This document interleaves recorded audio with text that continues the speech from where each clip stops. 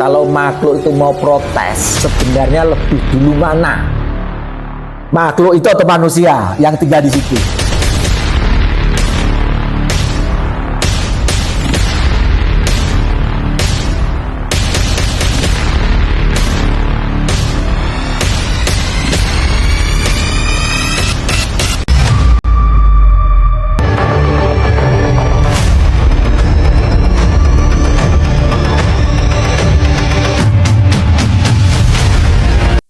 Yaksa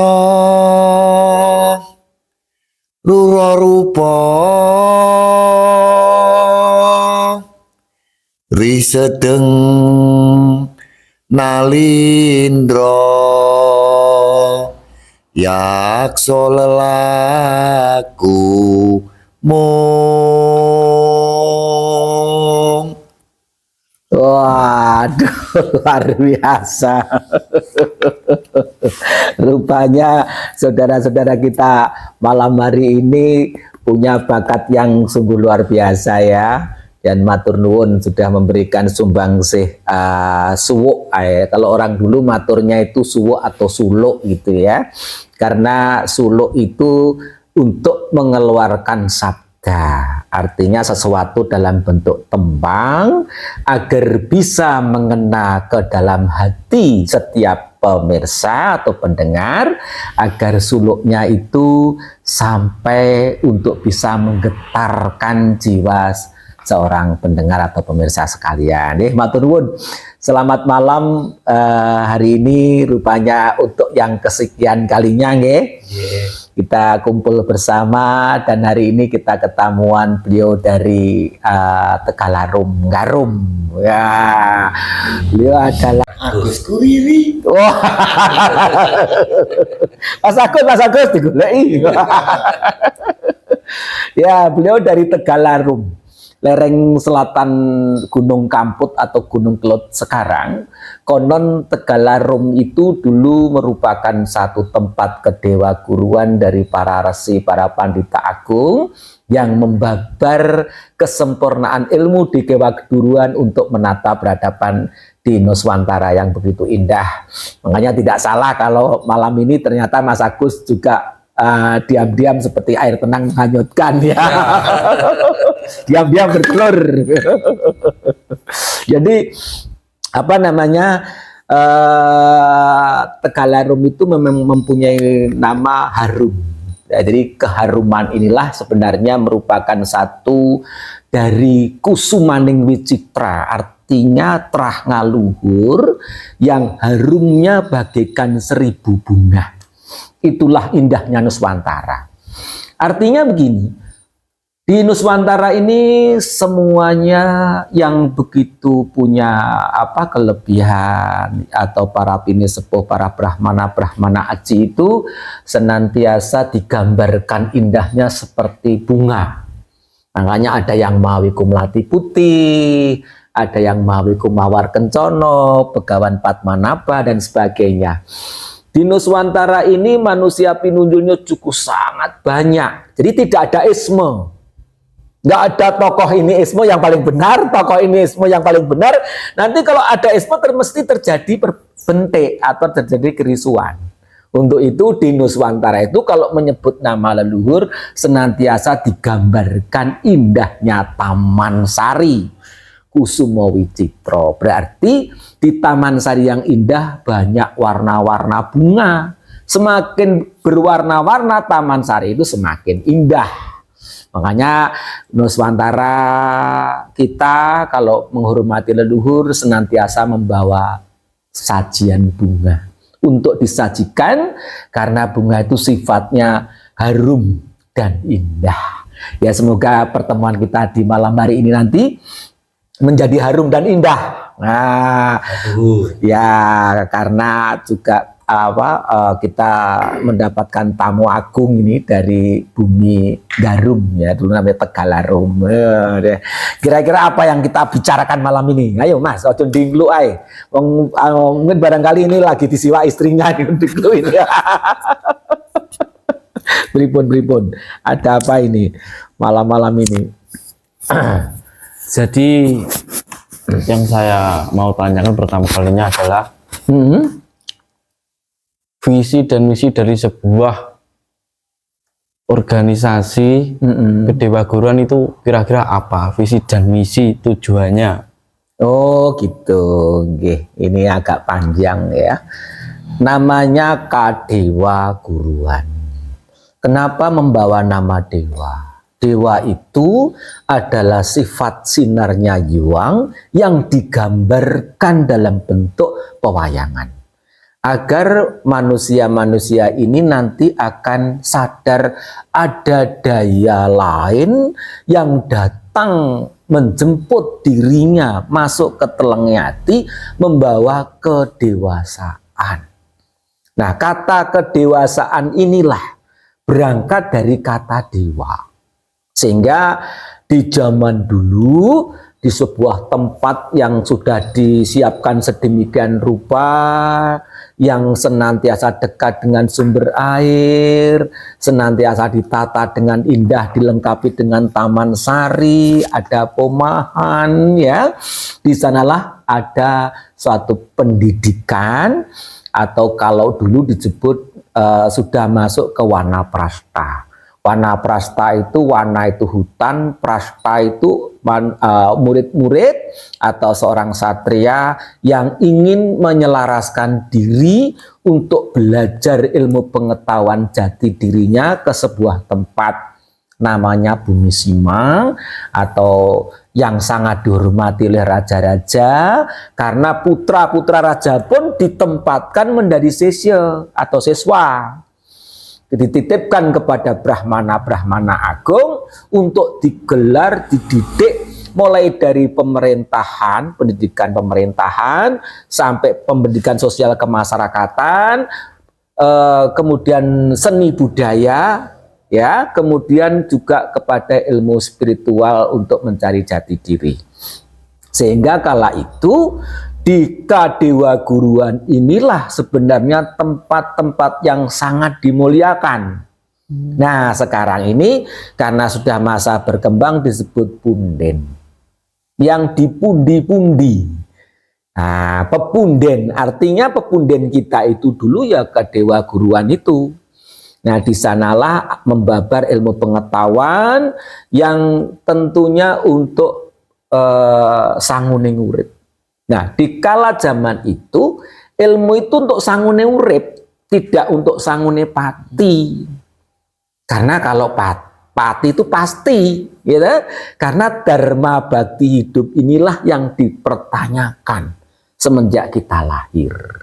Jadi kita lahir itu hidup di alam gemelar ini yang dipertanyakan laku kita. Jadi setiap ilmu yang dibabar, bahkan ilmu apapun saja, itu untuk sangune urip. Karena ilmu itu kinoyo kanthi laku. Artinya ilmu itu harus didarmakan agar menjadi laku kesempurnaan hidup itu lebih bisa menempatkan diri, ya, ilmu untuk membabar cinta kepada semua makhluk, cinta kepada sesama, dan cinta kepada alam semesta. Kalau zaman dulu disebut Trihitra Karana. Nah, itu. Jadi Kadewa Guruan itu sebenarnya suatu tempat yang sudah dipersiapkan sedemikian rupa karena pendidikan itu tidak lepas dari tanah, udara, tanaman, air, dan pomahan. Artinya seorang guru besar yang tak tahu persis bahwa tempat di sinilah tempat yang dimuliakan untuk bisa membabar pengetahuan. Nah, tidak boleh sembarang tempat, karena kala itu tempat itu ada disebut tanah wara, tanah sangar, tidak bisa dipakai untuk Kadewa Guruan. Tentu harus mencari tempat yang biasanya oleh pandita itu tanahnya dirasakan. Kalau ada rasa asin dan rasa asemnya, itu tanah itu baik. Mengapa kok begitu? Nah, kalau asem itu sifatnya bisa untuk menghilangkan rasa yang sangat amis. Jadi ilmu yang sangat tidak baik itu digambarkan wong iku ambune amis. Makanya ada cerita Roro amis. Makanya tadi orang yang sudah pinunjul digambarkan gondone arum. Nah, jadi tanah itu ada yang rasanya punya rasa asam dan punya rasa asin. Kenapa kok asin? Karena setiap ilmu pengetahuan itu kala itu digambarkan dengan air. Air itu keluar dari sumber, dari puncak gunung disebut Telogo Agung, santi pujikan, dilengkapi dengan taman sari yang indah, senantiasa setiap sumber air yang keluar membawa keselarasan, sesanti puji oleh para pini sepuh, para sio-sio. Akhirnya airnya bisa menghidupi sawah ya, menghidupi tegalan, sampai untuk semua kehidupan dan akhirnya ke samudra. Samudra itu asin.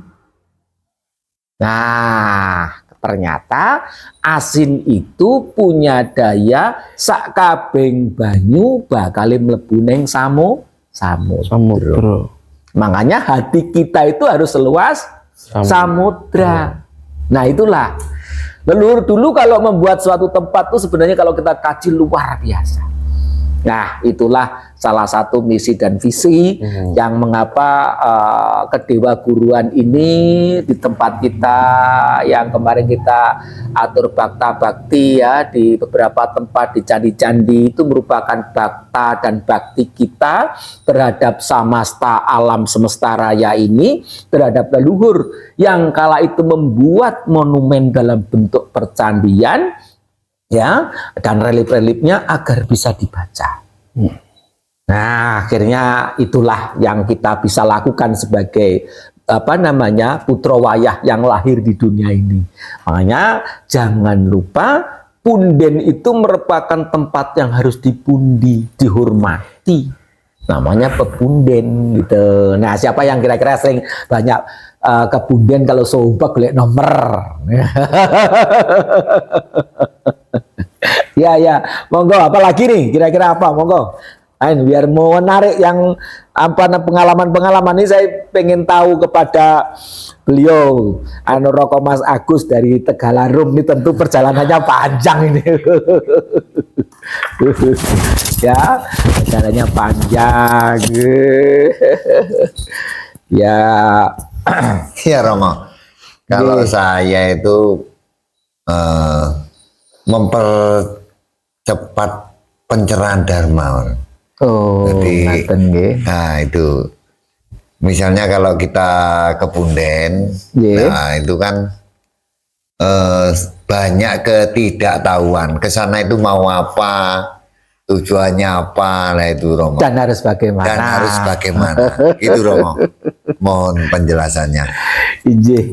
Ya memang Punden itu yang disebut cikal akal bakal. Cikal artinya biji, ya cikal itu biji atau buah dari pohon kelapa.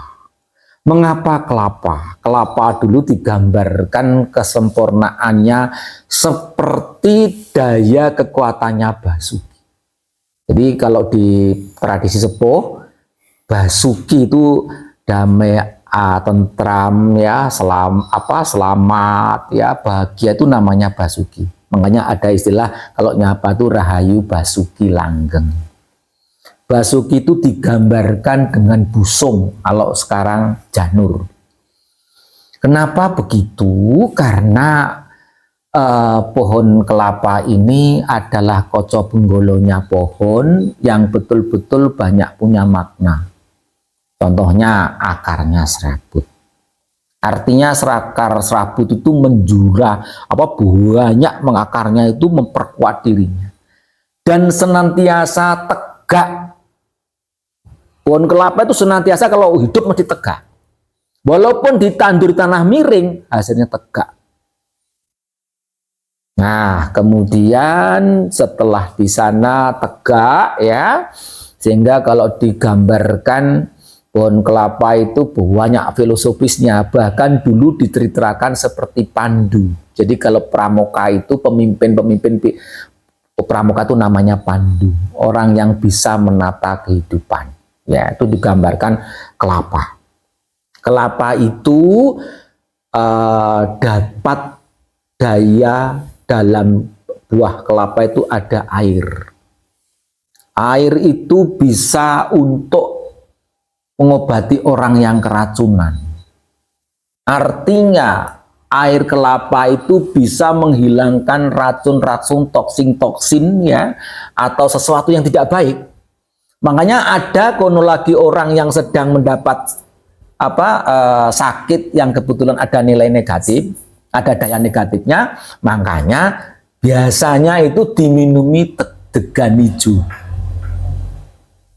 Begitu kuatnya pohon kelapa itu, ya. Terus kemudian tempatnya mayang itu namanya tilam, sehingga ada pusaka yang namanya tangguh tilam mupih. Itu karena berangkat digambarkan seperti pusaka gitu, bentuknya itu seperti lingga, gitu ya. Itu kayak pusaka. Biasanya bentuknya hampir seperti segitiga.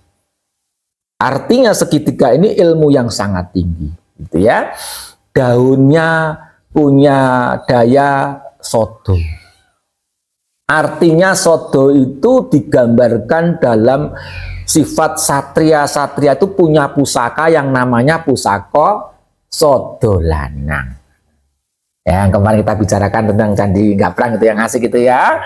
Dan di sana ada kekuatan yang bisa menyelaraskan kesempurnaan bahwa orang yang mampu bisa membawa kekuatan atau daya ilmu pengetahuan di pusaka sodo lanang, dia digambarkan satrio ning jagat. Wah, kira-kira ini ada yang punya pusaka sodo lanang ini ya, di saben Gunung Jungkruk, saben segoro asyat. Wah. Iya dong. Nah, sehingga tadi kenapa disebut cikal akal? Nah, awalnya dari pohon cikal itu bibitnya pohon kelapa. Tadi kita sebagian kita tangan ya, cikal akal. Artinya manusia yang membabar kesempurnaan disebut pepunden atau punden atau damjuang. Itu dulu yang nyuwun neng ngersaning juang agar anak turunnya itu bisa hidup di sebuah tempat yang dulunya masih berbentuk hutan.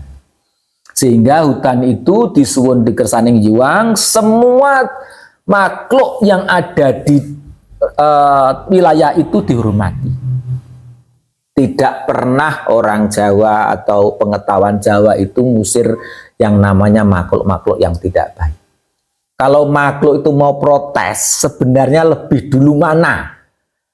Makhluk itu atau manusia yang tinggal di situ? Makhluk itu.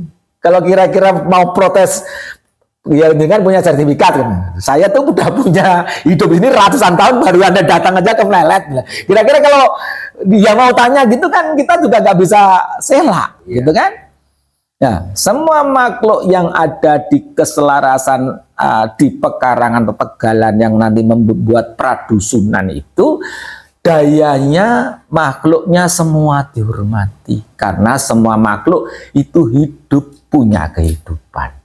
Artinya leluhur kita itu sangat paham betul tentang hidup di alam dunia ini tidak semerta-merta hanya untuk kepentingan manusia. Tidak. Semua makhluk itu pada dasarnya di hadapan jiwang itu podo derajate. Ya, ya bukti ini pohon itu malah lebih kuat daripada manusia. Coba kalau pohon itu mau sambat, gitu, kudanan, kepanasan, nggak pernah sambat. Nah, ini bayangkan ini. Di podo uripe, ya gitu kan.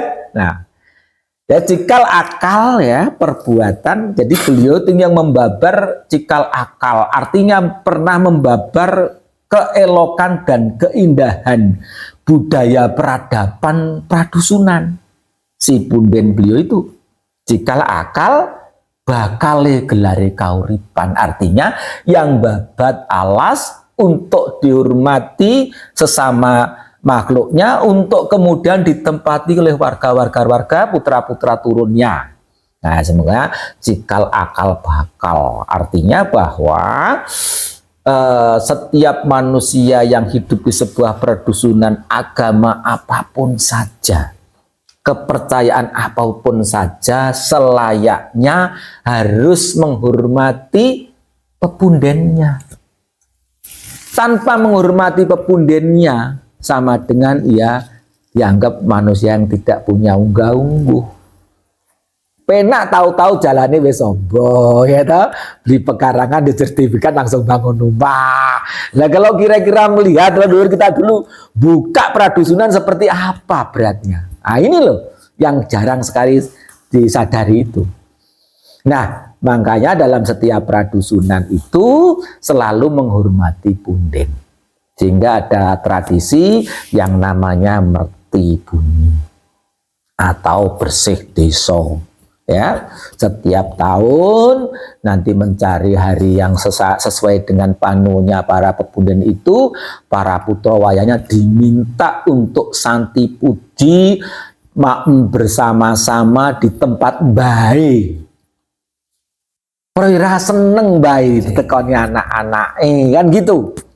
Dulu petilasannya beliau pada saat membabar kehidupan ini, akhirnya para putra wayahe semua saling suko parisuko, kerja bakti bersama, menumbuhkan kembali sifat tenggang rasa, tepo siro, gotong royong.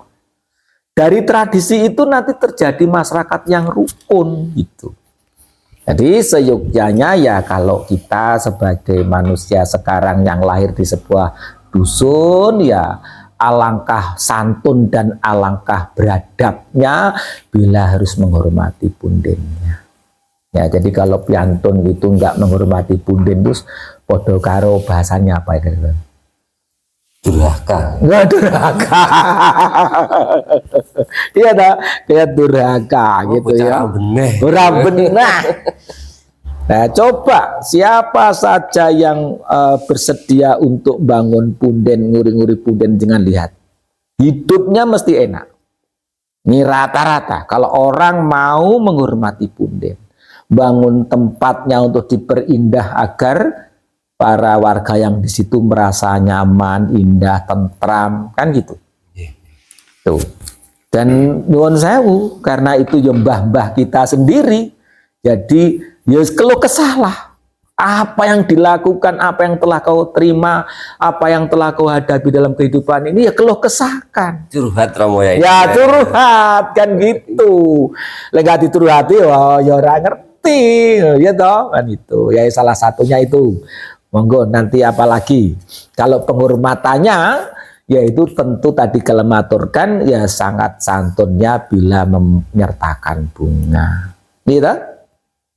Sekarang zaman modern tuh orang kalau membuat rasa cinta, ya kan ngasih bunga. Mawar merah. Ya Tanda cinta kan. Tanda cinta. Iya kan. Apalagi kalau mempelai itu membuat buket itu diindahkan dengan mempelai temantennya itu, gitu. Sopo sih nggak seneng, semua suka, gitu. Nggak usah ngomong itu makanya demit nggak mau rasa digolek ya, kembang-kembangnya demit itu so menghirup bunga-bunga yang ada di setiap tempat itu bukan untuk itu. Rasa kembang mawar merah buat pacare gitu. Dikira demit pacare berarti. Izin Romo Derek Tanglet. Ya. Itu kawruh kedewa guruan itu ditujukan untuk laki-laki apa perempuan juga Romo? Ya, rasanya. Semua. Jadi waktu itu kita kalau menarik garis ilmu yang sepuh sebenarnya bisa kita pelajari dalam cerita Ramayana.